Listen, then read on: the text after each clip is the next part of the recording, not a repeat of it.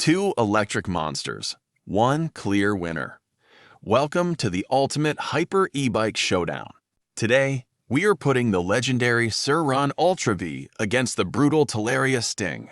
No boring spec sheets. We're testing speed, torque, battery life, and pure chaos.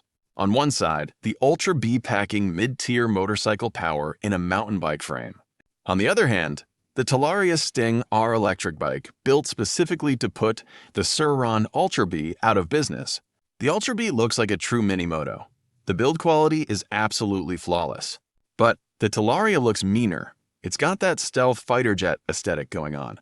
Sur-Ron gives you a crisp, clear dashboard with all the telemetry you actually need. Talaria keeps it a bit more compact, but it's incredibly intuitive while riding. Weight matters. The Ultra Bee sits right around 187 pounds. Heavy, but balanced. The Sting R is lighter at about 145 pounds. You can feel that difference instantly. The Ultra Bee pushes out a massive 12.5 kilowatts of peak power. The Talaria Sting R push, 8 kilowatts. Sounds like less, but wait until you see the delivery. The Ultra Bee has a torque features that can snap instantly, that wants to pull your neck off. But the Sting R has a gearbox instead of a belt. That means instant, brutal, low-end punch. 0 to 30 miles per hour? It is a literal dead heat. They both fly. But as you head past 40, the Ultra Bee's extra voltage starts to pull away. The Sting R screams, but it runs out of breath just a little bit sooner. Top speed on the Ultra Bee? You're looking at a staggering 56 miles per hour.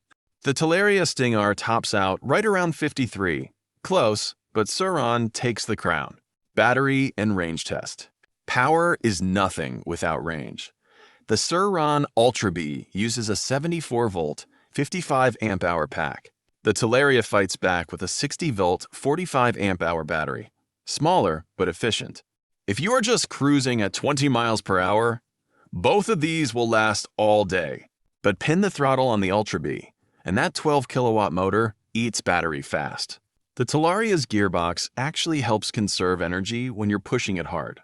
Testing battery life range. Real-world trail riding? Expect about 40 miles on the Sur-Ron if you're aggressive. The Talaria manages to match that distance despite having a smaller battery capacity. Charge times. The Ultra Bee gets back to 100% in just over 4 hours. The Sting R takes roughly the same time, but its charger is a bit more compact. Let's take a look at the suspension and comfort quality of Talaria Sting R and Sur-Ron Ultra Bee. Let's talk comfort. The Ultra Bee features full motorcycle-grade adjustable suspension. The Sting R uses upgraded mountain bike-style suspension. It's stiff and highly responsive. When landing big jumps, the Ultra Bee feels incredibly plush, like a cloud. The Talaria handles it well, but you definitely feel the impact more on your wrists. The seat on the Sur-Ron is wider, thicker, and built for longer days in the saddle. The Talaria seat is narrow and firm. It's built for active, aggressive stand-up riding. If you're a taller rider over 6 feet, the Ultra Bee fits you perfectly out of the box. Shorter or average riders will likely prefer the nimble, compact feel of the Sting R. It's a battle of stability versus agility. Which one matters more to you? Let's go and talk about the maintenance and durability test of these two high-end electric bikes. The Sur-Ron uses a belt. It's quiet, but belts can snap. The Talaria uses a sealed gearbox. No belts to break, but you have to change the oil. Yes, an electric bike that requires oil changes. Every 1,000 miles, you need a swap. Waterproofing on the Ultra Bee is top tier. It washes clean without any electrical errors. The Talaria is equally rugged. They've completely sealed the electrical controller unit. Brakes! The Ultra Bee uses massive, heavy-duty calipers. Stopping power is insane. The Sting R brakes are good, but they require a bit more finger effort to stop on a dime. Modding community? Sur-Ron still rules the world. You can customize literally every bolt. But Talaria is catching up fast. Upgraded pegs, bars, and batteries are everywhere now. Let's go to price, quality, and value proposition. Time for the wallet check!